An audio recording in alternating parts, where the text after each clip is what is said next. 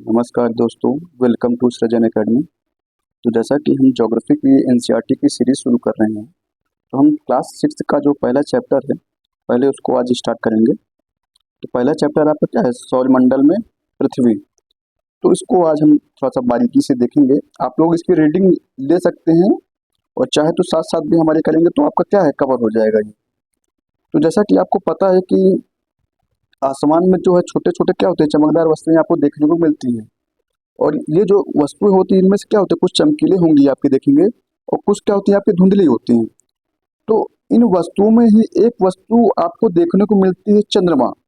तो आपको पता है कि जो चंद्रमा है वो अपने अलग अलग समय पर अलग अलग आकार तथा अलग अलग स्थितियों में क्या होता है, दिखाई पड़ता है। इसी तरह जब आप पूर्ण चंद्र को लगभग एक महीने में क्या है, एक बार देख सकते हैं। और यह जो पूर्ण चंद्रमा वाली रात होती है इसे ही क्या कहते हैं, पूर्णिमा। इसका कहने का मतलब है कि एक माह में आपको क्या है, पूर्णिमा क्या है, देखने को मिलेगी। वहीं अगर आप 15 दिन बाद इसे देखने का प्रयास करेंगे तो देखने को नहीं मिलता है, क्योंकि 15 दिन वाले जो बाद आपका जो चंद्रमा होता है वो नए चंद्रमा की रात कहलाती है और उसे हम क्या कहते हैं, अमावस्या कहते हैं। और इसी तरह जब आप आगे देखेंगे तो आपको कभी आपने सोचा कि ये जो वस्तुएं चमक रही हैं, जैसे चंद्रमा हो गई, ये जो अन्य छोटी छोटी चमकीली वस्तुएं हैं, हम इन्हें जो है दिन के समय क्यों नहीं देख पाते हैं?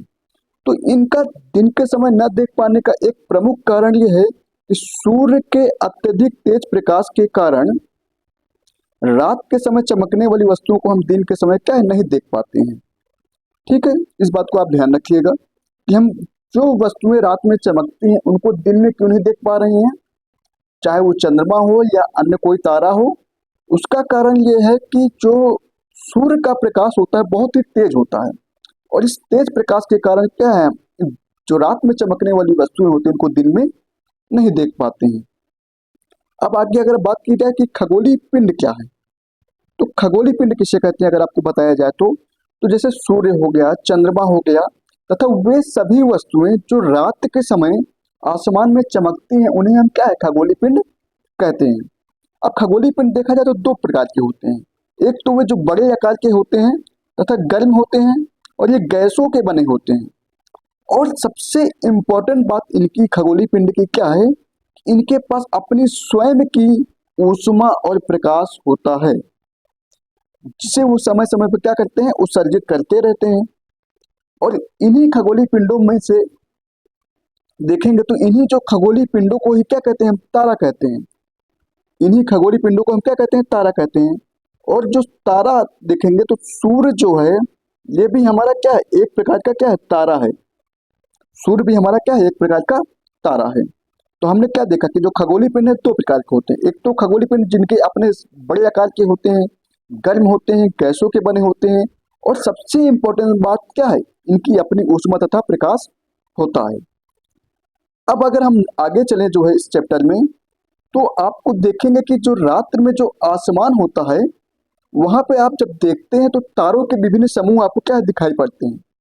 और इन तारों के विभिन्न समूहों को देखेंगे तो ये क्या विभिन्न आकृतियों का भी निर्माण करते हैं, जिन्हें हम जब देखते हैं उन्हें क्या कहते हैं, हम नक्षत्र मंडल कहलाते हैं।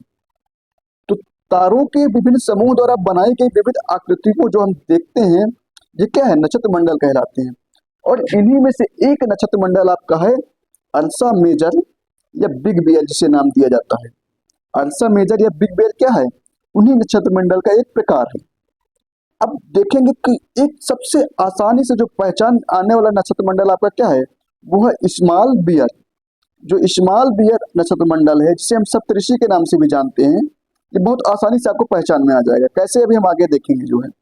तो जिसे सप्तऋषि इसलिए कहा जाता है क्योंकि ये क्या है, 7 तारों का समूह है और इसी कारण क्या है, इसे सप्तऋषि कहा जाता है। और ये जो सप्तऋषि नक्षत्र मंडल है ये आपका जो अर्सा मेजर है इसी का क्या है, एक भाग है ये। ठीक है, नक्षत्र मंडल जो है अर्सा मेजर का क्या है, एक भाग है। अब अगर आपने कभी सोचा है कि जो प्राचीन समय में लोग रात में जो है या दिन में दिशा का निर्धारण कैसे करते थे। सपोज करिए रात्रि में कोई जो है कहीं ट्रेवल कर रहा है तो रात्रि में दिशा का निर्धारण कैसे करते थे, तारों के समूह की सहायता से करते थे। तारों के समूह की सहायता से कैसे करते थे? तो हमने बताया ना, जो उत्तरी तारा है वो उत्तर दिशा को बताता है। तो उत्तरी तारा उत्तर दिशा को बताता है, और इसी उत्तरी तारे को ही क्या कहा जाता है? इसी को ध्रुव तारा नाम दिया गया है। इसी को ध्रुव तारा कहा जाता है। तो हम कैसे पहचानेंगे कौन उत्तरी तारा है, ध्रुव तारा कौन सा है? तो इसके लिए देखिए, ये फिगर आपको जो दिया गया है, इसको आप ध्यान से देखिएगा। इस फिगर में देखेंगे, ये जो 7 तारों का समूह आपको दिख रहा है, इसे ही हम क्या कहते हैं? सप्तऋषि। इसे सप्तऋषि कहते हैं। इन्हीं सप्तऋषि में से 2 तारों को हम, इन 2 तारों को देखा जाए, इनसे क्या हम एक काल्पनिक रेखा खींचेंगे, और उसे आगे तक जब हम बढ़ाएंगे तो जो हमें तारा दिखाई देता है उसे क्या कहते हैं? ध्रुव तारा कहते हैं। तो सप्तऋषि में से 2 तारों को हम मिलाकर जब हम एक काल्पनिक रेखा को आगे बढ़ाते हैं तो ध्रुव तारा दिखाई देता है। और ये जो दिशा होती है, ये हमें क्या है? उत्तर दिशा की ओर से क्या है? संकेत करती है। अब चूंकि ध्रुव तारा की ओर जो दिशा है वो उत्तर दिशा हो गई, तो जब हम देखते हैं तो हमारी जो दाएं तरफ होता है वो पूर्व हो जाता है, बाएं तरफ क्या हो जाता है? पश्चिम हो जाता है। तो दाएं तरफ क्या हो जाएगा? पूर्व, और बाएं तरफ क्या हो जाएगा? पश्चिम। और इसी तरह देखेंगे, इधर क्या हो गया आपका? इधर सामने आप देख रहे हो उत्तर दिशा होगी, और ठीक पीछे आपके क्या हो जाएगा? दक्षिण दिशा हो जाएगी। इसी तरह जो है दिशा का क्या है? अनुमान लगाया जाता था पहले। अब अगर बात की जाए कि हमने जैसे पीछे देखा कि अभी जो कुछ खगोलीय पिंड हैं वो 2 प्रकार के हैं। एक तो जिनके पास अपनी स्वयं की प्रकाश और ऊष्मा है। दूसरे खगोलीय पिंड एक वैसे होते हैं जिनके पास अपना प्रकाश और ऊष्मा क्या है? नहीं होती है। जिनके पास अपनी प्रकाश और ऊष्मा नहीं होती है, उन्हें क्या कहते हैं हम? और वो क्या है?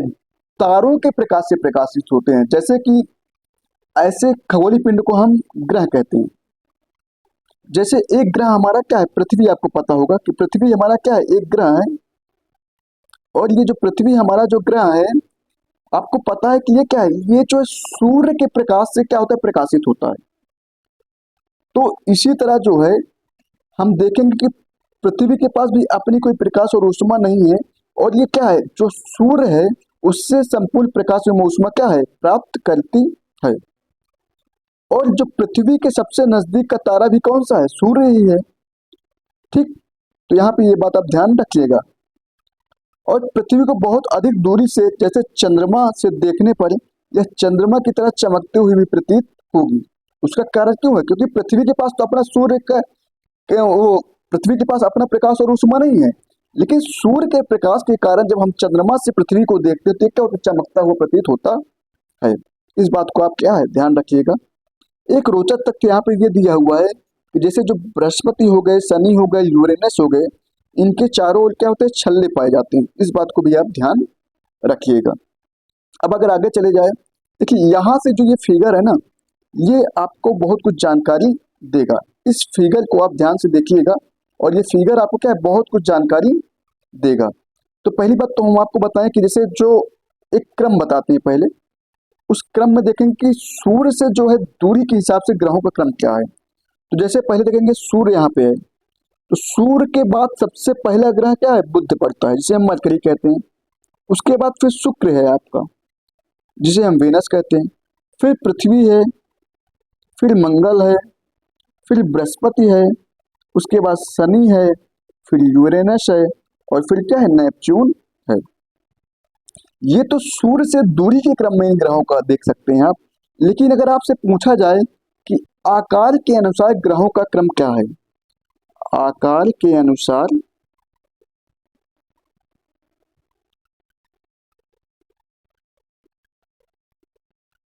ग्रहों का क्रम, आकार के अनुसार अगर हम ग्रहों के क्रम की बात की जाए तो आप देखेंगे क्या? जैसे कि सबसे बड़ा ग्रह क्या हो जाएगा? बृहस्पति हो जाएगा। सबसे बड़ा ग्रह क्या हो जाएगा आपका? बृहस्पति, जिसे हम जुपिटर कहते हैं। उसके बाद सबसे बड़ा कौन सा है? फिर शनि है। फिर शनि के बाद क्या है? फिर यूरेनस है आपका। फिर यूरेनस के बाद क्या है? नेपच्यून है आपका। नेपच्यून के बाद क्या है? फिर पृथ्वी है आपका। फिर शुक्र है। और शुक्र के बाद क्या है, मंगल है, और मंगल के बाद क्या, बुध, सबसे छोटा ग्रह। तो अगर आकार के अनुसार हम देखेंगे ग्रहों के क्रम को, तो पहले क्या आता है आपका, पहला क्या हो गया आपका, देखेंगे तो पहले हो गया आपका बृहस्पति, फिर शनि, फिर यूरेनस, फिर नेपच्यून, फिर पृथ्वी, फिर शुक्र, और फिर मंगल, और फिर बुध। तो सबसे बड़ा ग्रह क्या हो गया, बृहस्पति हो गया, और सबसे छोटा ग्रह क्या हो गया, बुध हो गया आपका।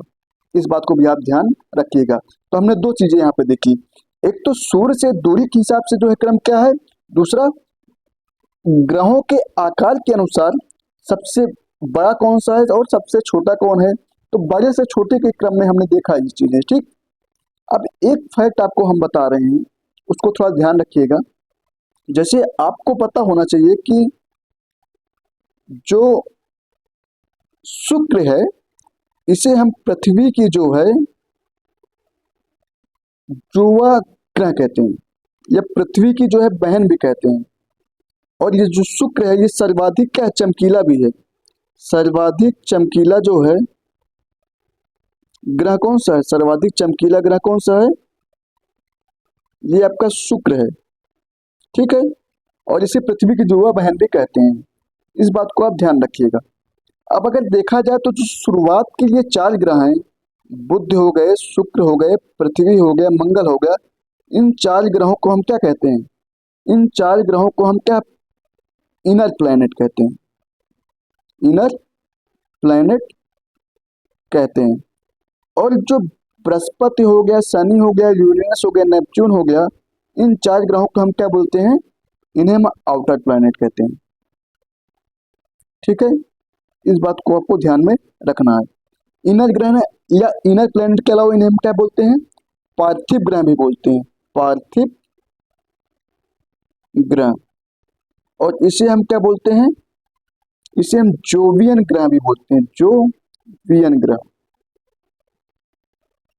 और ये जो जोवियन ग्रह की बोला जाता है, बृहस्पति की तरह दिखते हैं ये बृहस्पति की तरह दिखने के कारण इन्हें क्या है, जोवियन कहते हैं। जुपिटर, जुपिटर के नाम पे जोवियन आया, वहां से इसे हम बोलते हैं।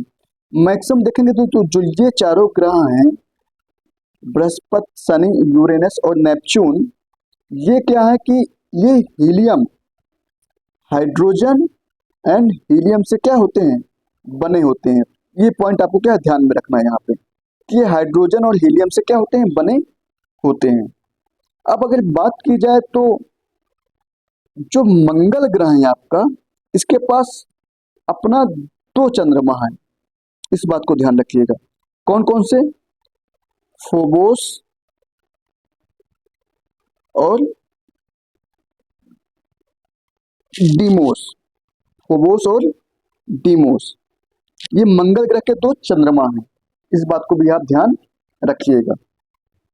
और अगर बात की जाए तो जैसे कि हमने बताया ना कि जो बुध है और शुक्र ग्रह है, तो बुध और शुक्र ग्रह के पास कोई चंद्रमा नहीं है। तो जो ये शुक्र और बुध ग्रह है, इनके पास क्या है, कोई चंद्रमा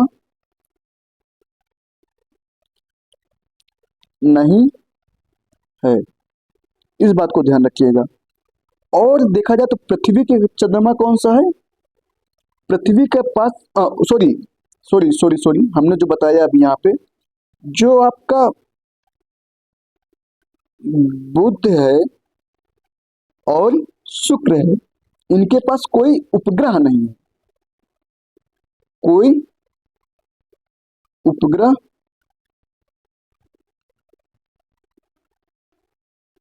नहीं है, उपग्रह नहीं है। और पृथ्वी का जो एक उपग्रह है वो कौन सा है, चंद्रमा है, ठीक है। इस बात को आप लोग को ध्यान में रखना है। और अगर देखा जाए तो सर्वाधिक उपग्रह किसके पास है, या सर्वाधिक चंद्रमा की संख्या किसके पास है, तो वो है आपके पास शनि के पास।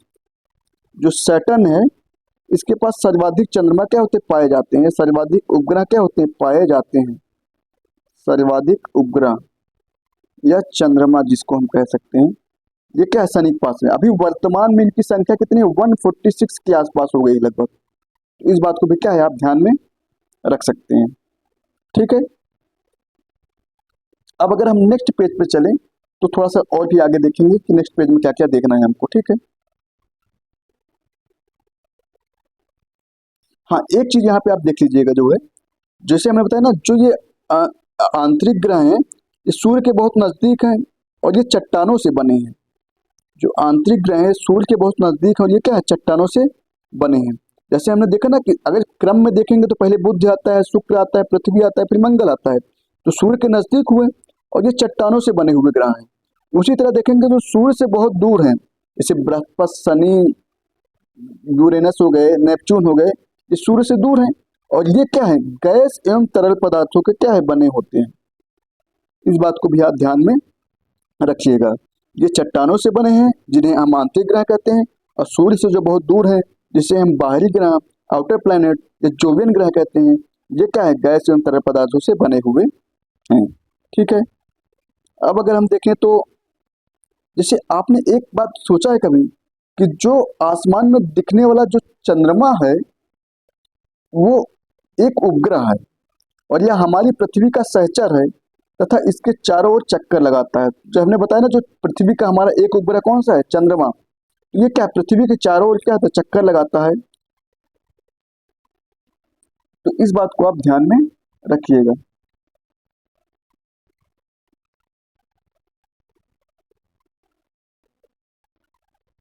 अब अगर बात की जाए तो सौरमंडल की बात की जाए तो जो हमारा सौरमंडल होता है वहां पे क्या है, सूर्य है, 8 ग्रह भी हैं, कुछ उपग्रह भी हैं और अन्य खगोलीय पिंड है, जैसे कि क्षुद्र ग्रह हो गया है, उल्का पिंड हो गया।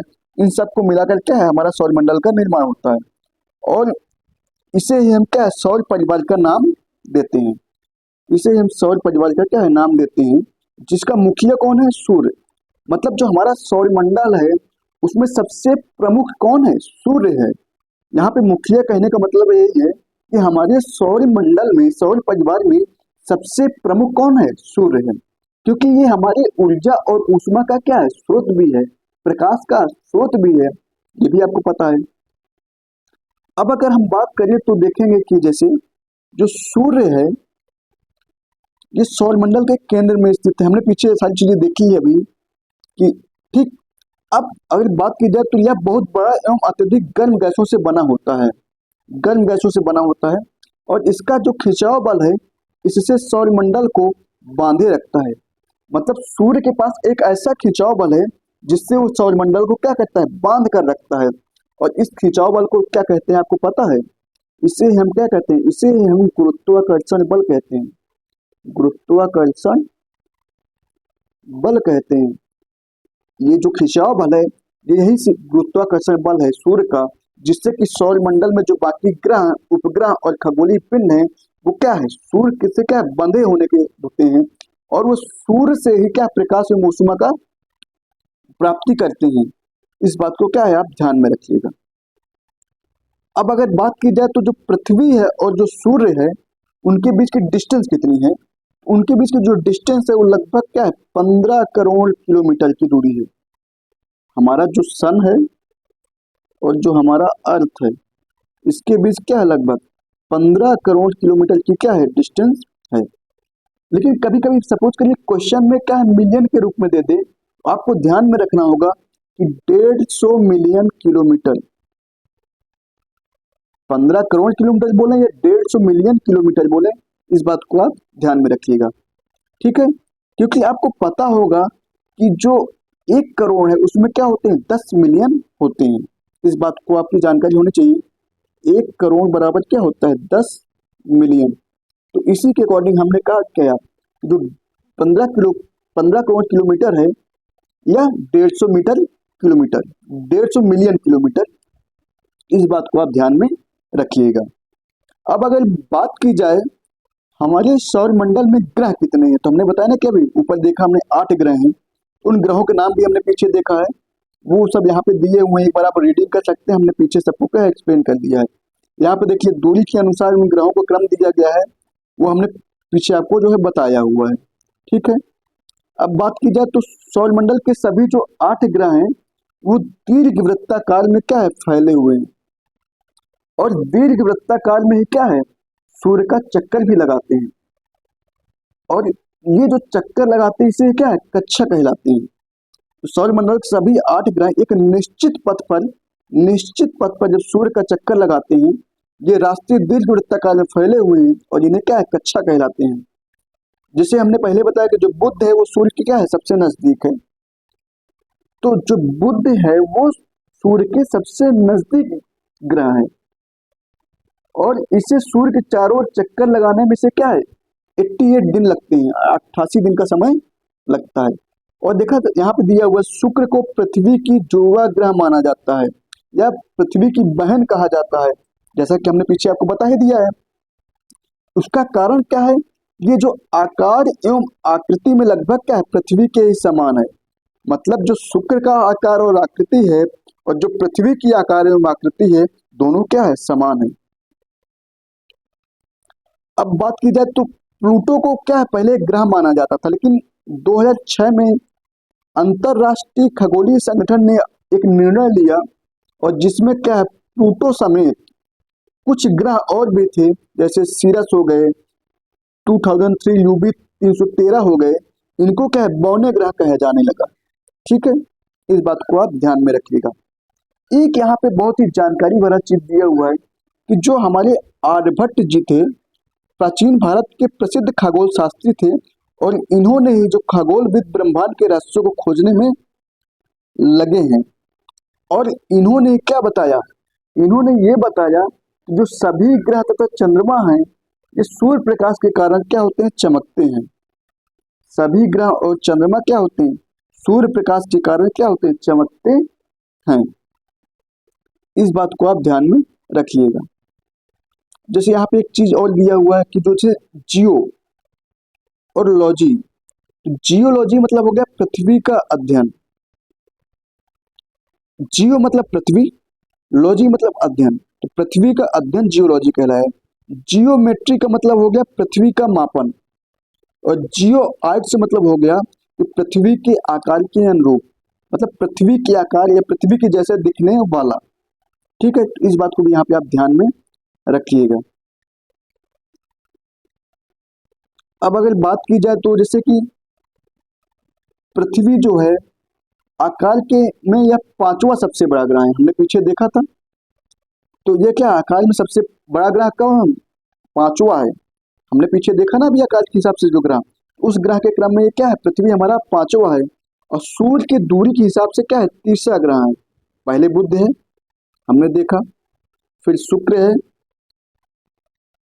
और फिर क्या है, पृथ्वी है।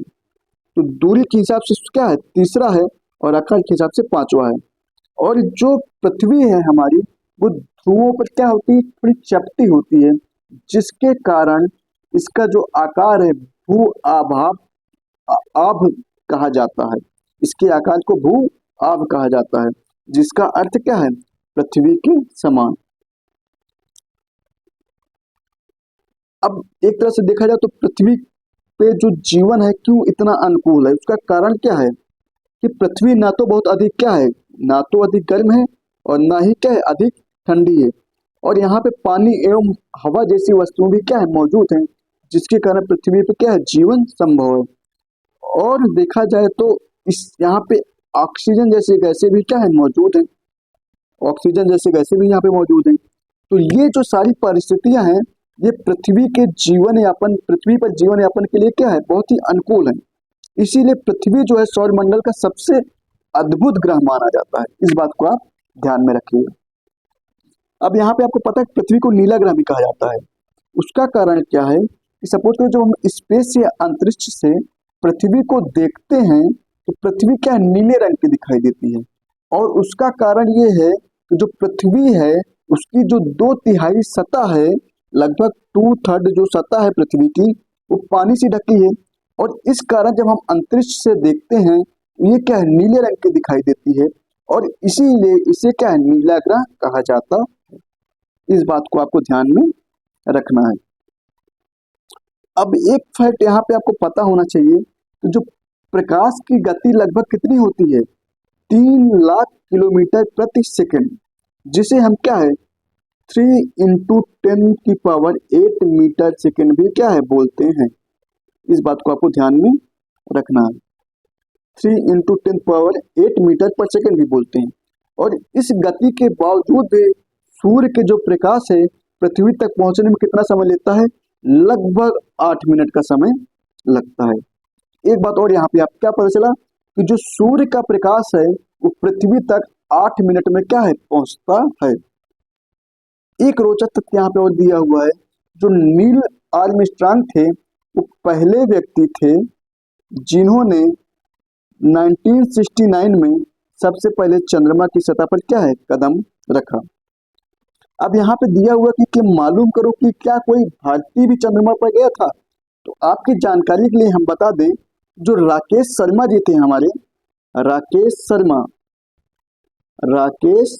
शर्मा जी जो है 1984 में चंद्रमा की सतह पर जाने वाले पहले भारतीय व्यक्ति हैं। और वहीं अगर महिला की बात की जाए जिन्होंने अंतरिक्ष में कदम रखा, उसमें क्या है? कल्पना चावला जी का भी नाम आता है, जो पहली महिला थी हमारी जो कि अंतरिक्ष में कदम रखा। और पहले भारतीय कौन थे? राकेश शर्मा। इस बात को आपको ध्यान में रखना है। अब अगर हम बात की जाए चंद्रमा की, तो जो चंद्रमा का जो डायामीटर होता है, व्यास होता है, वो लगभग देखेंगे तो जो डायामीटर ऑफ मून, अगर हम कहें डायामीटर ऑफ जो मून है, ये जो है 1/4 है, वो 1/4 है किसका? डायामीटर ऑफ अर्थ का। ठीक है, तो इस बात को भी आपको ध्यान में रखना होना चाहिए, ये पता होना चाहिए। इसका मतलब यही हुआ कि जो चंद्रमा का जो व्यास है वो पृथ्वी के व्यास का 1/4 है। और जो ग्रेविटेशनल फोर्स रखता है, देखेंगे आप, जिसे हम क्या बोलते हैं? गुरुत्वाकर्षण बल कहते हैं, वो क्या होता है? वो 1/6 है। जो गुरुत्वाकर्षण बल है, एक तरह से जो ग्रेविटेशनल फोर्स ऑफ मून है वो 1/6 है ग्रेविटेशनल फोर्स ऑफ अर्थ की। इस बात को आपको भी पता होना चाहिए। और एक फैक्ट यहाँ दिया हुआ कि जो चंद्रमा है वो हमसे लगभग कितना दूर है? 3,84,400 किलोमीटर दूर है। चंद्रमा और मून जिसे हम बोल रहे हैं, तो चंद्रमा और पृथ्वी के बीच की डिस्टेंस कितनी है? 3,84,400 किलोमीटर। ठीक है, और जैसा कि आप पृथ्वी से सूर्य एवं चंद्रमा की दूरी को तुलना कर सकते हैं कि पृथ्वी से सूर्य की दूरी 15 करोड़ किलोमीटर या 150 मिलियन किलोमीटर हमने पीछे देखा है, और पृथ्वी से चंद्रमा की दूरी 3,84,400 किलोमीटर है। ठीक है, अब उपग्रह किसे कहते हैं, इस बात को भी आपकी जानकारी होनी चाहिए। तो एक खगोलीय पिंड जो ग्रहों के चारों ओर उसी प्रकार चक्कर लगाता है जिस प्रकार ग्रह क्या है? सूर्य के चारों ओर चक्कर लगाते हैं, उन्हें उपग्रह कहते हैं। जैसे जो हमारा जो पृथ्वी है, हमारी जो पृथ्वी है वो सूर्य के चारों ओर चक्कर लगाती है, जिसे हम क्या है? ग्रह बोलते हैं। इसी तरह देखेंगे तो हमारी पृथ्वी का जो उपग्रह क्या है? चंद्रमा, जो कि पृथ्वी के चारों ओर चक्कर लगाता है, उसे हम क्या उपग्रह बोलते हैं। इसी तरह कुछ मनोनिर्मित उपग्रह भी होते हैं जो कि जिनसे क्या होता है? ब्रह्मांड की हमें जानकारी मिलती है। और साथ साथ देखेंगे तो पृथ्वी के संचार माध्यम के लिए भी इनका उपयोग किया जाता है, और उनके कुछ यहाँ पे उदाहरण दिए हुए वो आप देख सकते हैं। ठीक है, अब अगर हम बात की जाए आगे, तो चंद्रमा पृथ्वी का एक चक्कर लगभग कितने दिन में पूरा करता है? लगभग जो है 27 दिन में क्या है? पूरा करता है। तो चंद्रमा पृथ्वी का एक चक्कर लगभग 27 दिन में पूरा करता है, और लगभग इतने ही समय में यह अपने अक्ष पर भी क्या है? एक चक्कर पूरा करता है। इसका अक्ष पर एक चक्कर पूरा करने का मतलब क्या हुआ कि जैसे जो ये अर्थ है और ये मून है सपोज करिए, तो ऐसे पहले एक चक्कर पृथ्वी का लगाने में जैसे इसे 27 दिन लगते हैं, उसी तरह जो मून है वो अपने एक्सिस पे, अक्ष पर भी क्या है? घूमता रहता है, और उस अपने अक्ष पर घूमने के क्रम में भी क्या है? ये उतना ही समय लेता है। ठीक है, इस बात को आप ध्यान में रखिएगा। और इसी कारण जो पृथ्वी से हमें जो चंद्रमा का केवल एक ही भाग दिखाई पड़ता है, इस बात को भी आपको ध्यान में रखना है। और चंद्रमा की जो परिस्थितियां वो जीवन के लिए अनुकूल नहीं है। इसका कारण हमने बताया कि यहाँ पे जो पानी है और वायु है ये क्या है? ना के बराबर है। और इसकी सतह पर क्या है? बहुत ही पर्वत, मैदान, गड्ढे आदि इत्यादि जो है पाए जाते हैं, जो मतलब एक तरह से जीवन के अनुकूल वहां पे नहीं है। इस बात को भी ध्यान में रखना है। अब एक चीज और आपको जानना होगा, क्षुद्र ग्रह किसे कहते हैं। तो क्षुद्र ग्रह क्या है? तो जैसे हमने देखा ना, तारे हो गए, ग्रह हो गए, उपग्रह हो गए, इसी तरह असंख्य छोटे छोटे पिंड भी हैं जो सूर्य के चारों ओर चक्कर लगाते हैं। तो असंख्य छोटे छोटे पिंड भी हैं जो सूर्य के चारों ओर चक्कर लगाते हैं, और इन पिंडों को क्या है, क्षुद्र ग्रह कहते हैं। और देखेंगे तो आप जो क्षुद्र ग्रह है वो मंगल एवं बृहस्पति की कक्षाओं के बीच में पाए जाते हैं। हमने जैसे पीछे देखा था ना, वहां पे आप एक बार फिर से देखिएगा। तो जो मंगल है आपका, और जो आपका क्या है, बृहस्पति है, मंगल और बृहस्पति, इनके बीच में देखेंगे तो यहाँ पे क्या छोटे छोटे छोटे छोटे क्या क्षुद्र ग्रह पाए जाते हैं, या इसे क्या कहते हैं, क्षुद्र ग्रह की एक पट्टी भी बोलते हैं जो पाया जाता है। इसको एक मिनट के लिए हम आपको दिखाते हैं, थोड़ा सा आप लोग देखिएगा एक बार, इसको पीछे देखिएगा, यहाँ पे अभी दिया होगा कहीं ना कहीं। हाँ, ये देखिए, यहाँ पे थोड़ा सा हम आपको दिखाने का प्रयास करेंगे। तो ये जो आपका देखेंगे, ये जो क्षुद्र ग्रह की पट्टी है, ये देखिए, ये मंगल हो गया और ये बृहस्पति हो गया, इसके बीच में क्षुद्र ग्रह की पट्टी पाई जाती है। ठीक है, इस बात को आप ध्यान में रखिएगा। अब हम आगे चलते हैं, जो है थोड़ा सा लास्ट में बचा हुआ, थोड़ा सा आप लोग धैर्य बना के रखेंगे, थोड़ा सा और है, बस देख लीजिए इसको। अब जैसे उल्का पिंड किसे कहते हैं, उल्का पिंड किसे कहते हैं, तो पत्थरों के छोटे छोटे चक्कर, वो पत्थरों के छोटे छोटे जो टुकड़े होते हैं जो सूर्य के चारों ओर चक्कर लगाते हैं, उन्हें क्या है, उल्का पिंड कहते हैं। ठीक है, कभी कभी क्या होते हैं, ये उल्का पिंड क्या होते हैं, पृथ्वी के काफी नजदीक आते हैं, और जब ये पृथ्वी के वायुमंडल में प्रवेश करने लगते हैं तो वहां पे घर्षण होने के कारण क्या होते हैं, गर्म होकर जल जाते हैं। लेकिन किसी कारणवश सपोज करो कोई उल्का पिंड पूरी तरह से न जल पाया, तो पृथ्वी पर गिरता है, और जिससे क्या होता है, धरातल पर क्या है, बहुत सारे क्या होते हैं, गड्ढे, ये बड़ा सा विशाल गड्ढा बन जाएगा। तो देखेंगे तो जब यहाँ पे सपोज करो धरातल में जब गड्ढा बनता है, तो आप देखें कि उन गड्ढों में विभिन्न जल स्रोतों से क्या होता है, जल जब पहुंचता है तो वहां पे क्या होता है, एक झील का निर्माण हो जाता है। सपोज करो कोई गड्ढा बना और यहाँ पे विभिन्न प्रकार के क्या है, जल आ गए, एक झील का निर्माण हो जाएगा। इसका एक एग्जाम्पल हम दे रहे हैं आपको, उदाहरण जो है, आपने सुना होगा लोनार झील। तो जो लोनार झील है वो उल्का पिंड के गिरने से ही बनी है, और ये कहाँ पे है, ये महाराष्ट्र में है आपकी, ये महाराष्ट्र में है आपकी। तो एक एग्जाम्पल भी आपको मिल गया यहाँ पे लोनार झील का, जो कि उल्का पिंड के गिरने से क्या पृथ्वी पर बनी है। ठीक है, अब आपको हम थोड़ा सा और बताते हैं कि जो आकाश गंगा है वो क्या है, विभिन्न तारों का समूह है। तो आकाश गंगा इसका नाम क्यों पड़ा, इसका रीजन ये है कि जो विभिन्न तारे जो है चमकते हैं, एक पट्टी का निर्माण कर रहे थे आकाश में, और जब देखा गया इसको, तो प्राचीन काल में लोगों ने क्या की, एक कल्पना की कि आकाश में प्रकाश की एक नदी बह रही है, और इसी के कारण क्या हो, आकाश में बहने वाली इस नदी को ही आकाश गंगा, क्योंकि गंगा नदी पृथ्वी पे बहती है, और इसी तरह आकाश में प्रकाश की एक नदी दिखने लगी, क्योंकि तो इसीलिए इसे क्या आकाश गंगा नाम दिया गया, जिससे हम लोग मिल्की वे भी कहते हैं। तो जो हमारा सौरमंडल है वो इस आकाश गंगा का क्या है, एक भाग है। इस बात को आपको पता होना चाहिए। अभी हम फिगर में भी दिखा देंगे आपको, ये एक फिगर दिया हुआ है। ठीक है, अब इसको देखेंगे हम। और जो विभिन्न प्रकार की लाखों आकाश गंगाएं मिलकर क्या है, हमारे ब्रह्मांड का निर्माण करती हैं। ब्रह्मांड की विशालता की कल्पना करना अत्यधिक कठिन है। वैज्ञानिक अभी भी इसके बारे में क्या है, जो एक तरह से साक्ष्य है वो जुटा रहे हैं, बट अभी स्पष्ट कुछ कहने में मतलब कहा नहीं जा सकता कि स्पष्टता की कैसा क्या है क्या नहीं। लेकिन फिर भी हम इतना तो जानते हैं कि सभी इसी ब्रह्मांड का क्या है, हिस्सा है। तो यहाँ पे एक छोटा सा पॉइंट और दिया हुआ है कि जो हमारा पृथ्वी देखेंगे वो क्या है, हमारे सौरमंडल का भाग है, और जो हमारा सौरमंडल है, ये विभिन्न सौरमंडल को मिलाकर क्या है, आकाश गंगा का निर्माण हुआ, और लाखों आकाश गंगाएं मिलकर क्या है, ब्रह्मांड का निर्माण करती हैं। तो इसको आप थोड़ा सा समझिएगा, या आप एक बार इसकी रीडिंग लीजिएगा, उसके बाद फिर क्या होगा, कोई डाउट होगा तो आप कमेंट बॉक्स में जो है कमेंट कर सकते हैं। ठीक है, ओके, आप लोग देखें इस वीडियो को। इसके लिए बहुत बहुत धन्यवाद आपका। Thank you. जय हिंद, जय भारत।